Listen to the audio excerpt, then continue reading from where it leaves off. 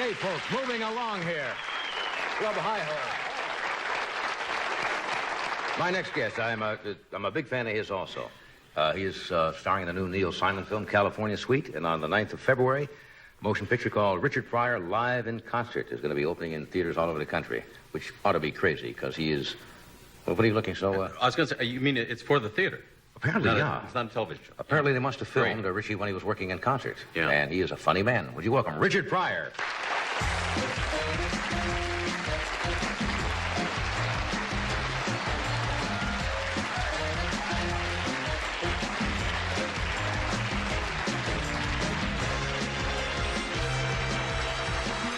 Well, here we are again. Yes, it How is. are you, Rich? I'm fine, thank you. Things in your life good? Yes, everything's wonderful, Johnny. Good. Just as great. Just great, huh?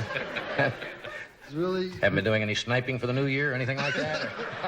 Just keep life interesting, you know? No, I haven't been doing anything. I was just, you were talking about the earthquake, and it happened... Were you watching the game then? Yes, I was. I was in bed watching, and the kids, my kids run in there, and they were really scared. And I don't know why I brought that up. Well, because his But kids were I scared. remember that in the big one, when they had the big earthquake, I lived in a building on Sunset, and it was a 14-story building, and I lived on the 3rd floor, but it was in the basement. and it was early in the morning, and I was in bed, and I was naked, and I was just laying there, and the windows start popping out. And I said, God, this is it.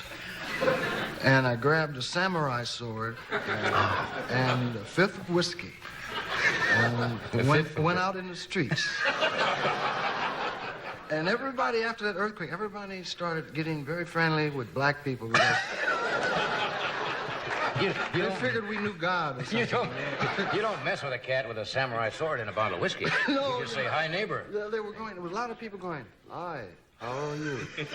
No, it just was really weird. The people was like the village of the damned or something. People really just, they hadn't... They are frightening, those things. Yes. People back east, they don't know, then they think it's going to fall No, off. they think it's like in the movies, really funny. It hurts. I just saw your, it was glomming your shoes there. Glomming my shoes. Yeah. Is that anything like looking at? Yes, looking close, yes, it's Yes, it's my shoes. And, Look, they're gold. Yes, gold, 14 karat. 14 karat gold. Yes. Things going real good, huh? Yeah, they're pretty. No, I don't know anything to talk about. My mind left me when I walked out here. I walked out, my mind said, excuse me. Happens to me all the time on the show. Nothing new. Went to the bathroom on me. That's okay. Just put it on hold. I mean, And I'm just sitting here in a great deal of panic. I'm no, going, no. Sometimes that helps. Just It does, yeah. Last night, in a moment of sheer panic, I started whistling through my nose. Really? For Ramona, for no reason at all. Fly just went by. The same fly we had out here with... Train fly. So, What have you been doing? I just, my mother's the only person, when you ask that, I have to laugh. My mother's the only person in the world who calls me and says, what have you been doing lately? I'm on every night. Yeah. She'll call me if I don't call every week and says, what have you been doing lately? I said, same thing, Mama, the old television show. Like, what does your mother feel about what you do? I mean, how does she look at you? I think parents and children sometimes, they know you so well as a person. They have nothing special particularly. I'm sure they're proud like your parents are, and Tim's parents, but they don't treat you like the general public. The general public sees, yeah, Richie Pryor, Tim Conway. Well, now, when you go home, you don't get that, do you? Not at all. Your kids look at you and say, hi, Dad, or whatever. My kids, the other They'll day- go see somebody else. I remember when I was writing for Red Skelton years ago, I was doing a local show. I didn't really KNXT. want to know, Johnny. I'm just What? kidding. Well, I was... Wait, you didn't want to know that much, did you? I told you a lot more than you really wanted to know. Well, anyway, now that I'm rolling, I was writing for Skelton, and I had a local show on KNXT, and in comes Red Skelton kids and run over to me. That shows you the thing. There was their dad, one of the biggest stars in the world, but they'd see me on television. That's all. That's the Dick end. Gregory told me one time he was walking with his kids, and the man came up and asked for his autograph, and his children said, what they want your autograph for? You ain't nobody. Yeah. That's the whole attitude. My kids were in the car with me. We were driving, and my kids were, they said, I asked them had they been making obscene phone calls. You know, because when you're young, you call people up and go, hi, and say something and hang up. You know, that's that's real fun. clever, You yeah. know, and my kids confessed that they did, and my daughter said, I called up somebody and we had a radio contest. You know, I said, what was it? Well, I asked this person, said, who's the funniest guy in the world? And you win $50,000. And the guy said, Steve Martin. I said, that's right. And I almost ran off the freeway. Your own daughter. Yeah, my own daughter. I said, Well, of course, they don't see you in that light. I said, well, Steve, you got to get him to get you something for Christmas. That's right. Take you to the park next week, right? And a nice vacation, because you're going to be home. I'm going to do this. We're going to come right back. So that's a promise.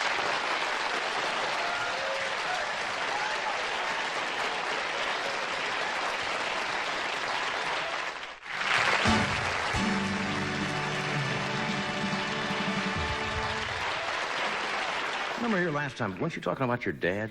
My dad? Yeah, you said he was a strong disciplinarian when you were growing up. Oh, my father would just say things that make you pee on yourself. That's tough. Yeah, Yeah, tough guy. He could call my name, Richard! Was it just fear? Huh? Yes, it was plain fear. In other words, your mother... My mother was cool. My mother was cool because she knew she could tell him. She Yeah. would look at me and go, I'm going to tell your father. And I'd panic because my father had an approach about things. You know, he'd just say things like, he'd be reading a newspaper. Give me a piece of paper. Let's see. Right? He'd be reading a newspaper and he wouldn't never say anything. He'd go,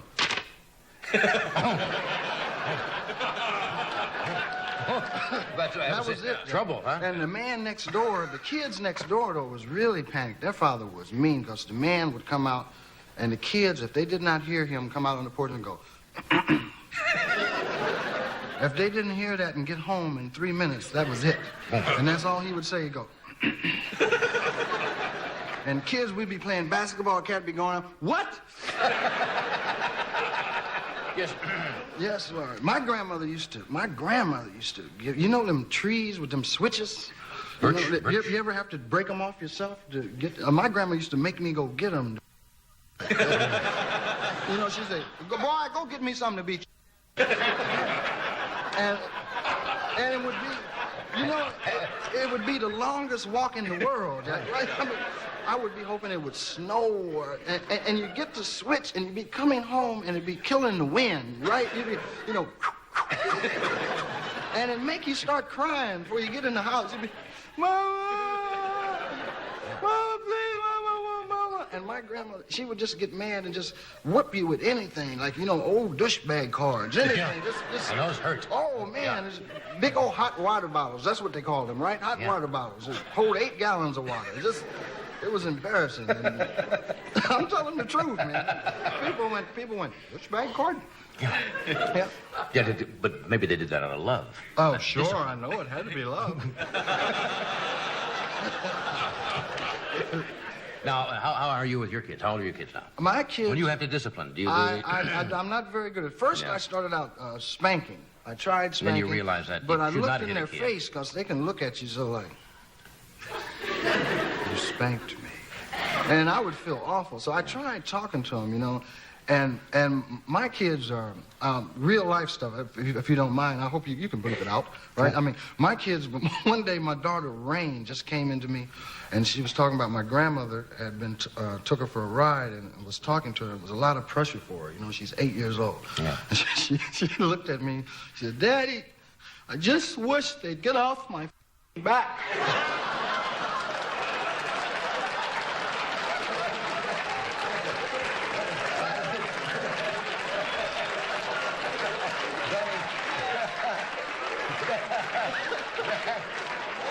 That is known as a child's plea. Of course, you can understand that. That's communicating. I mean, you know what's on her mind right away. Yeah, she said, I think grandmother is a racist now because every time we go down the street and she says, hunky this and hunky that, and my mother's white, right? I said, okay, now what am I supposed to do, okay? So now what am I supposed to do? I said, well, go tell your grandmother how you feel. Tell her the truth. Walk right in there and tell her. I said, but there's a price for telling the truth to your grandmother. Pay the bills. I said, she is going to beat Had to go out and give her the thing again. But she went in there, and I saw her in the yard with a switch later. Cutting the wind, yeah. Well, I think that's direct, and the parents can understand that kind of... So I talked to my kids, though. I said, look, I don't like what you did, and I don't think you respect yourself. But you still love them, Oh, I of course. love them. Oh, they got my heart, man. They can just do stuff to you, sitting in your lap and just, oh, Daddy. And that's it. It's all through. It's finished. Well, guys are pushovers usually for little girls. Oh, man, they're just so beautiful, and they're just sharp and smart, and they're full of life, and they make you happy. They say good things to you, you know, tell you they love you and You're stuff. gonna spoil them rotten. Oh, aren't you? can't help it. Can't help it. It's beautiful, huh? You wouldn't spank them now. No, See, usually when you spank, you do it in anger, and they say that's wrong. Yeah, no, I thought I was doing what my parents did to me, and that messed me up, and I just going to mess them up the same way I messed up, and I don't want to do that. It's not the little children.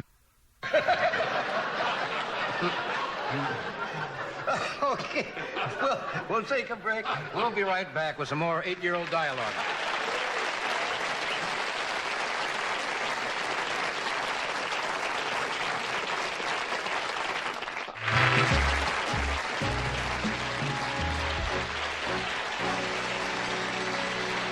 Thank you, Tom. We're talking with Tim Conway, Richard Pryor.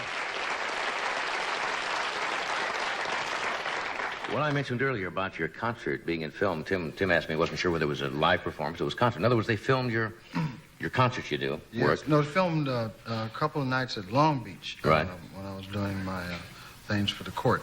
And,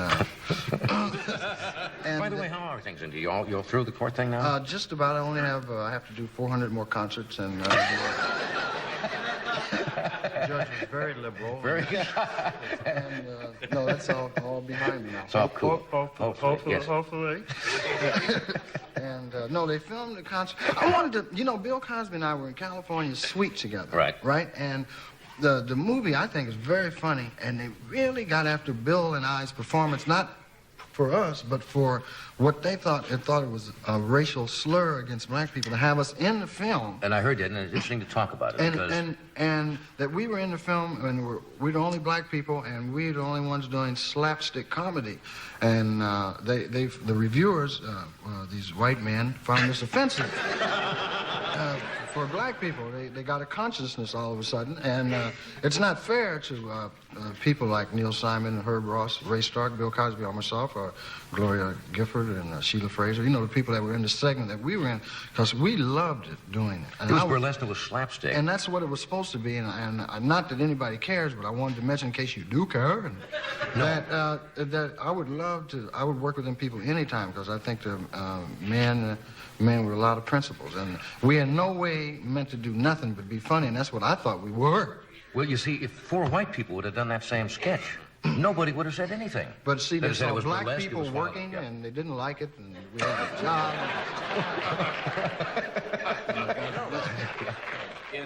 In defense of the reviewers, they are really nice people. I know, when I go out and have an interview or something, and you're cutting their meat for them, and I think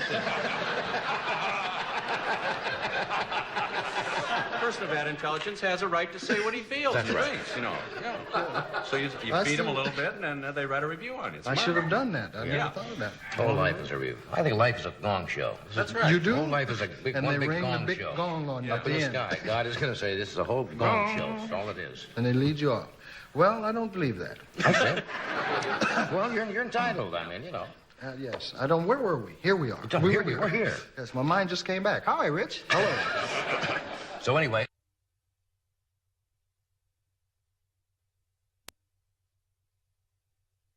Here, but not in my concerts. Usually when I did one concert one time, I walked out on stage and was nothing but white people in the audience, and it scared me to death. Really? I did, because I walked out. I have a line usually like I open and I look at the audience and I say, white people! Because there's hardly like 2 white people in the audience, so it's really funny, but you walk out and there's all white people, that ain't funny. No, when you go, hey, white people, they go, yeah. They look at you and go, sure, of course. And usually when white people come to see me work, they usually take notes or look like they're doing some kind of sociological research. Well, what does that word mean, Martha? Is that really, do they talk like that? Oh, you've got a good mix of an audience, though, don't you? Yes, I would look. I think that I have a good mix of an audience. Was that your question? Yeah. Yes, I think... One I haven't used recently, and I throw it in I think I have a good... when black people are here. I only save it for black good. people. So. No, well, I do. I have a mixture of voices. Not many Chinese people. They're tough, real tough. Yeah, they're kind of hard to laugh. They really don't laugh much. They go, wow,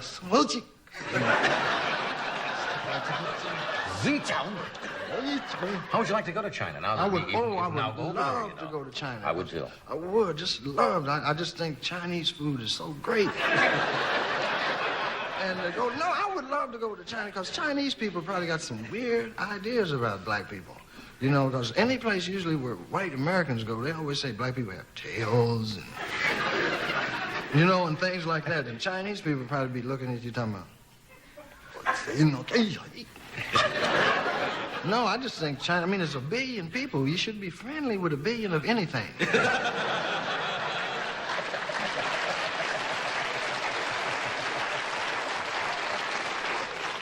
I mean that. What we ought to do, we ought to get you. I went to a Conway. Chinese restaurant. Wait a minute, Johnny. And the funniest thing I ever heard in my life, the Chinese waiter that stuttered.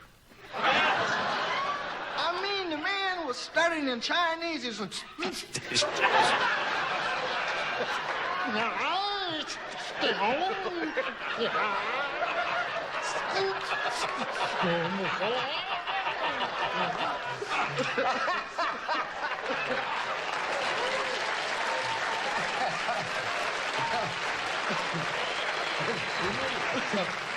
and his friends was trying to help him. They were getting mad at him, going, choke out my boy, get on. And he was still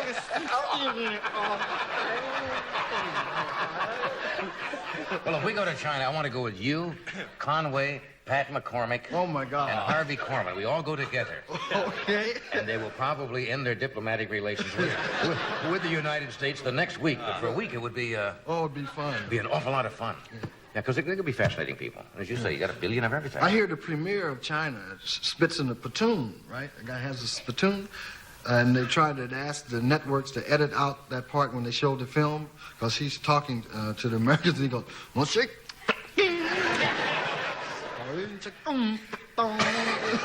And they said, please edit those parts out of the film, you know, because of the image. And I thought it was really folksy. Yeah. Kind of ethnic, you know. Yeah. I can't miss.